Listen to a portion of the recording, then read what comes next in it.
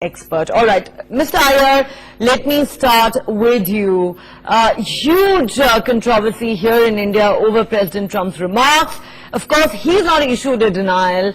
The State Department immediately went into damage control mode and issued a nuanced statement trying to clarify the US's position on this entire controversy, but not quite, being able to put the controversy to rest. How exactly should we read President Donald Trump's remarks?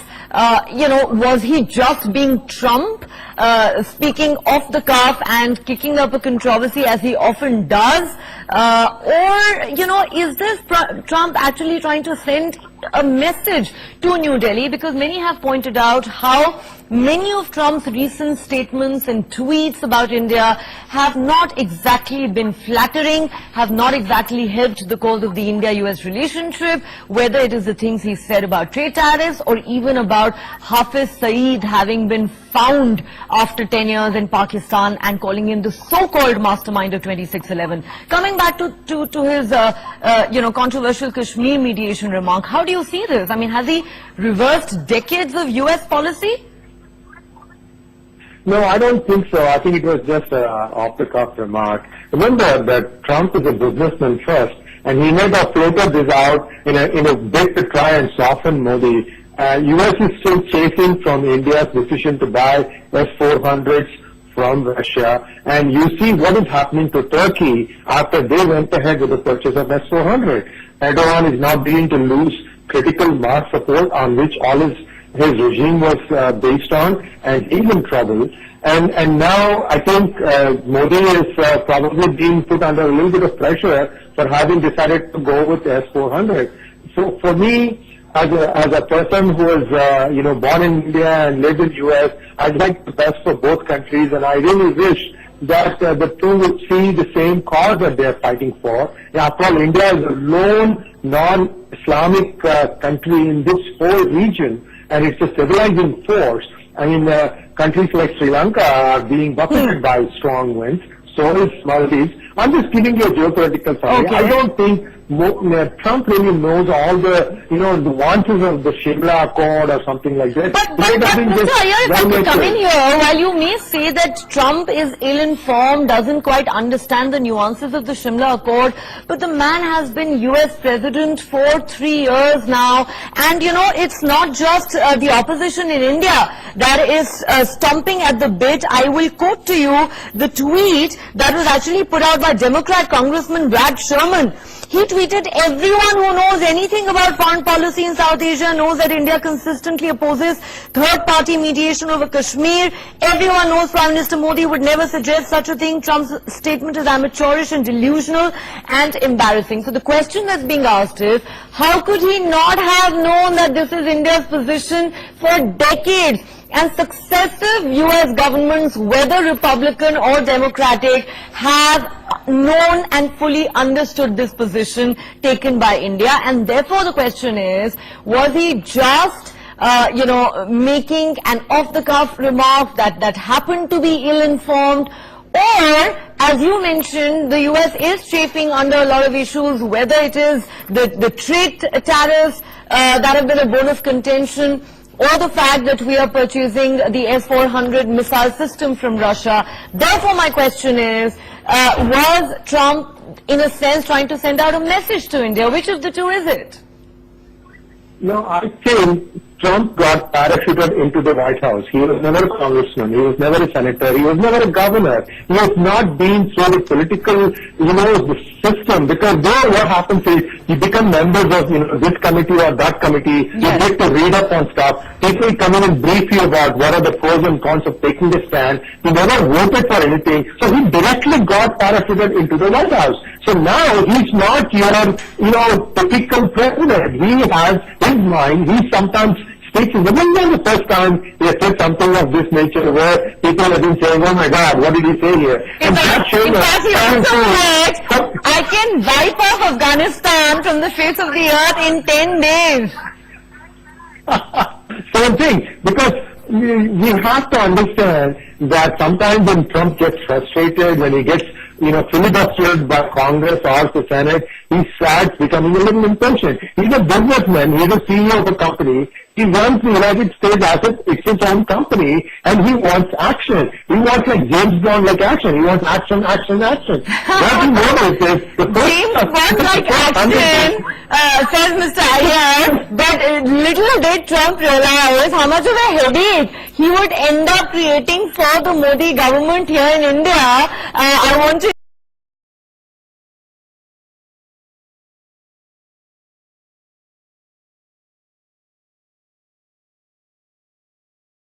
clear about what it is. Okay, Jenison, I'll come back to you. Sree, the question I want to ask you is this. This is the same Donald Trump who not too long ago lashed out at Pakistan, saying all we've got in return for our billions of dollars worth of aid to that country over years and decades are lies and nothing but more lies. And deceit. But today you have people like General Sinha who say, hold on a second, while he may be an amateur and we all may think that, he keep putting his foot in his mouth, but not only is he looking at the upcoming presidential election in the United States, which is now a year away, maybe there is also some kind of a quid pro quo here between Pakistan and the United States, given that Pakistan's role in America's ongoing war in Afghanistan continues to be a factor whether we like it or not. And I want you to address this specifically. Was Trump just being careless,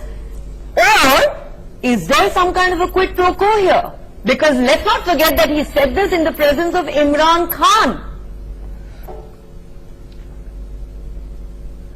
Take a step back.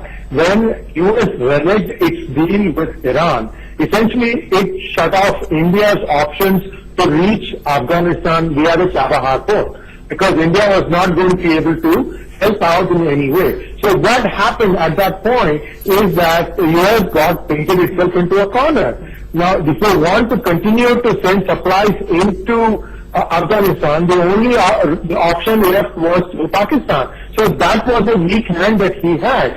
So I think he may have, played a good card by trying to put India on the defensive. But if you look at what he has really given Pakistan, it's essentially nothing. Okay, he's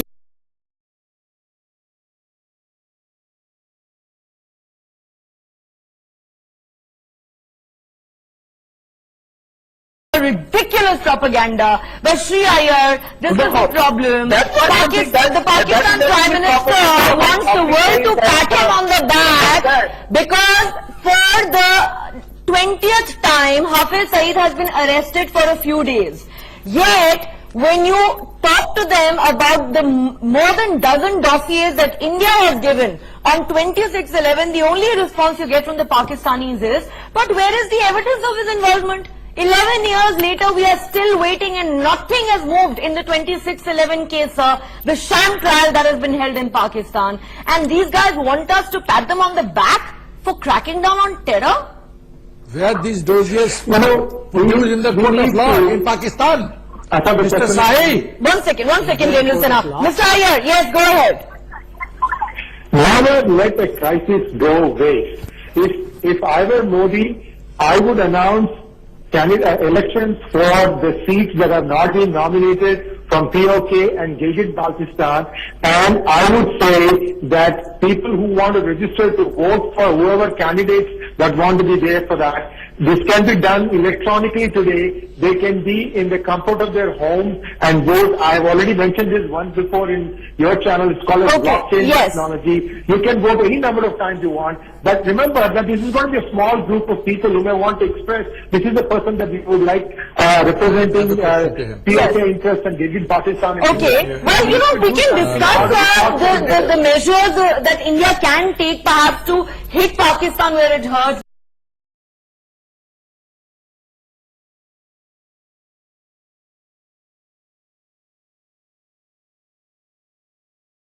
We have to fight our own war. We have to fight our own war. Pakistan continues to have this nuisance value, whether we like it or not. America needs Pakistan in Afghanistan, and therefore India has to really be ready to fight its own battles.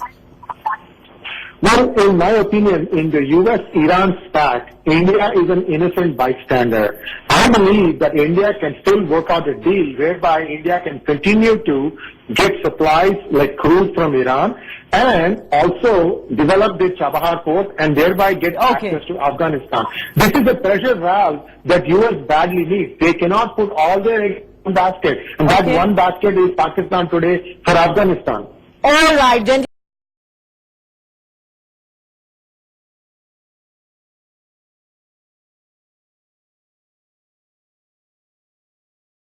Okay, Mr. Iyer, last word to you. Whether Trump was hallucinating or lying or just making a casual, ill-informed remark, well, as he often does, how do you think this is now going to play out as far as the India-US relationship is concerned? Because clearly, both sides have been in damage control mode. It is very clear that damage has been done. After the noise and the dust settle, both countries will realize that they need each other. Just take, for example, the 5G technology. Is US going to just, browbeat India, and if India decides to go with China for the 5G, then there are a lot of US companies whose future is going to be in trouble. So both countries need each other, the biggest two democracies of the world. I think these are just, starting statements in a very noisy and obstreperous debate. All right. I'm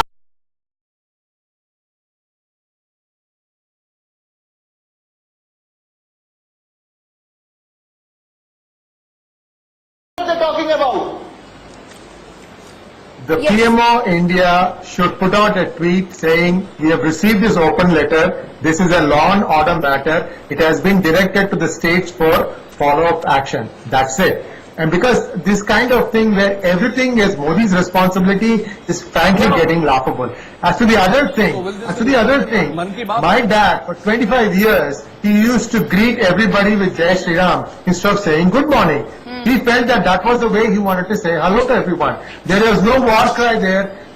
Ram Ram was also another word that was used by people to greet each other. I think these people are clutching at straws. Jai Shri Ram is not the greeting. Is it a war cry? Or Jai Shri Ram is it a war cry?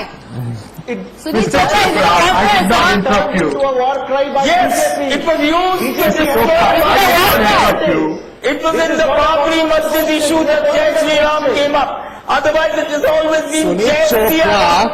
Mr. Sunil Chopra, Even the slogans of the left front, जब लाल लाल लहराएगा, होश ठिकाने आएगा, वाम front को vote नहीं दोगे, 6 inch छोटा कर देंगे. That is what? Is that a love cry? Or it is a war cry? What is that? Answer that first, right? Or it is a war cry? What is that? Answer that first. Let me come to the whole issue now. When a masquerading mob of one lakh attacks Malda with Allahu Akbar under Mamata Banerjee and destroys all the temples out there, goes in for systematic ethnic cleansing of the Hindus, all these people who have one foot in the left and one foot in the TMC, they go after a word. There is a cliched agenda. They have a connection both with the left as well as with TMC, because half of this 49 brigade, half of them are from the Bengal brigade. And I know what was the political ideology of Naxal and the left. Initially they were with the left. Let's bring in some of the other panelists. Let's Sree Iyer finish his point. Yes. Yes. Mr. The CPM spokesperson, you guys are atheists. Why does it bother you whether people say Jai Shri Ram or Ram Ram? You guys don't believe in God anyway. So what is it to you? That's all. I don't want to say anything more. It's not a question of what it is to me. What is the context in which it came up? I have the answer. Very simple. Is You it a war must cry? with this You slogan. have lost your intellectual footing here. It is People a do war cry. not believe in you You anymore. physically You've enjoyed destroyed What is Allahu Akbar then? Which is a war cry, then what is Allahu Akbar, Then Mr. you guys Chopra? deserve. Look. Now you are Okay. shouting because you All right. are rigged Is as it a Trump cry for and you peace?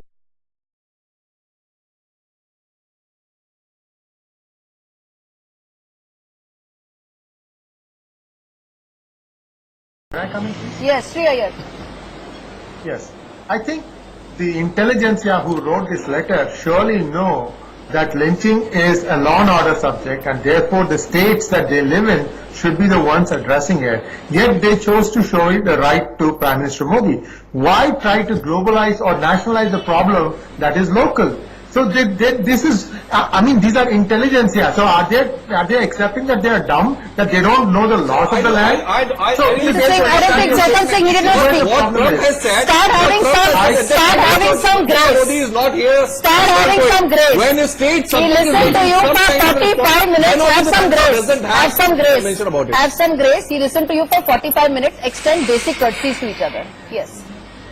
Sree Iyer. We have to have basic decorum, guys. I mean, some of us are waiting patiently, trying to play by the rules, and others yet feel free to jump in, especially when they are on the losing side of the argument. This is debate. We will all go out and have a tea afterwards and laugh about it. But if you want to make a point, make it when everybody else is Exactly. fine. Go ahead, sir. Let us not fool the people. Go ahead, sir. We are wasting people's time by kind of shouting over each other. Exactly. So Go ahead, sir. the long and short of it is these kind of letters serve no purpose. They are just moral outrages and they are also based on false premises. I believe this government has been doing the best it can. See, the law and order machinery hasn't increased. The governments do not have money to start adding more people on the police force. Instead, what they have to do is to be more efficient with the resources they have. Computerization, more coordination with the Okay. national The law and order- investigative hang on. I'm agencies going and to so on. Sunil Chopra. That is the solution. Sunil Chopra, what is the solution?